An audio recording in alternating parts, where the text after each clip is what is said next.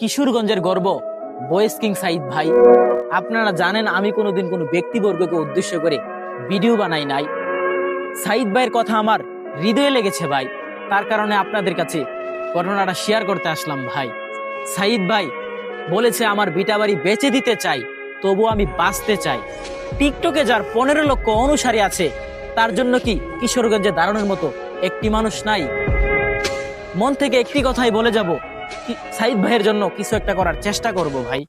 আমি ব্যক্তিগতভাবে সাইদ ভাইকে চিনিও না, আমি জয়নাল ভাইয়ের মাধ্যমে জানতে পেরেছি এবং আমি নিজেও সাইদ ভাইয়ের ভিডিও দেখতাম, কিন্তু এই ঘটনাটা আমি জানতাম না। জয়নাল ভাইয়ের মাধ্যমে জানলাম, আমি ভাই এর জন্য একটা ভিডিও বানাইলাম।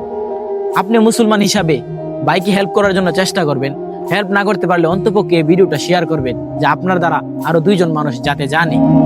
আর আমি আমার যেহেতু ফ্যান ফলোয়ার্স যারা টুকটাক ভিডিও করো, আমি সবার কাছে একটা আবেদন জানাচ্ছি যে তোমরাও এই বিষয়টা নিয়ে একটা ভিডিও বানাও, তোমার দ্বারাও যাতে 2 জন জানে, 2 জন জেনে যাতে হেল্প করতে পারে, সাইদ ভাইয়ের পাশে যাতে দাঁড়াতে পারে।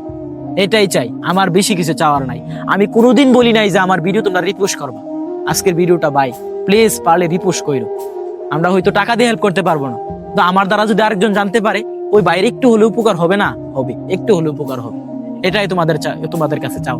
আপনারা তো আমার সাথে যোগাযোগ করলে পারবেন ইনবক্সে, আমি জয়নাল ভাইয়ের কাছে যোগাযোগ করে দেবো। ভাইয়ের মাধ্যমে আপনারা হেল্প করবেন, আমার দরকার নাই। আমি ছোট মানুষ, আমি ওনার বাড়িতে যেতে পারবো না। জয়নাল ভাইয়ের মাধ্যমে আপনারা হেল্প করবেন, বা জয়নাল ভাইয়ের সাথে আমি যোগাযোগ করিয়ে দেবো। আমার সাথে যোগাযোগ করলে জয়নাল ভাইয়ের সাথে আপনাদেরকে যোগাযোগ করিয়ে দেবো। ধন্যবাদ, সবাই ভালো থাকবেন।